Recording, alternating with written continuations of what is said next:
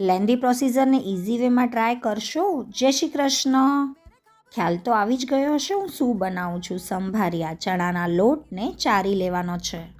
સંભારિયા બનાવવું એટલે લોકોને બહુ હાર્ડ કામ લાગે છે, પણ હું ઇઝી પ્રોસીજરમાં લઈ આવી છું. સોલ્ટ એડ કરીશું, મરચું એડ કરીશું, હલ્દી એડ કરીશું ને પીસેલી ખાંડ એડ કરીશું, લીંબુ એડ કરીશું ને તેલ એડ કરીશું. પછી તેને સારી રીતે મલાવીને મિક્સ કરી લઈશું.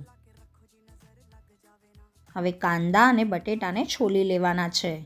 પછી તેને વોશ કરીને લૂછી લેવાના છે, કાપા કરી લેવાના છે ને પછી તેને ભરી લેવાના છે.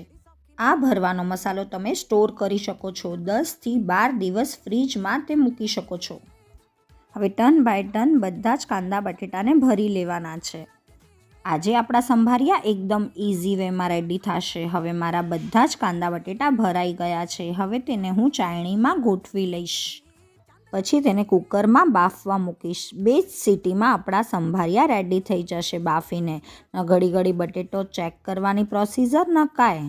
હવે આપણે એક પેનમાં તેલ ગરમ કરવા મૂકીશું ને રાઈ જીરો એડ કરીશું. પછી આ બાફેલા સંભારિયા એડ કરીશું. પછી તેમાં બનાવેલો મસાલો એડ કરીશું ને લાલ મરચું એડ કરીશું.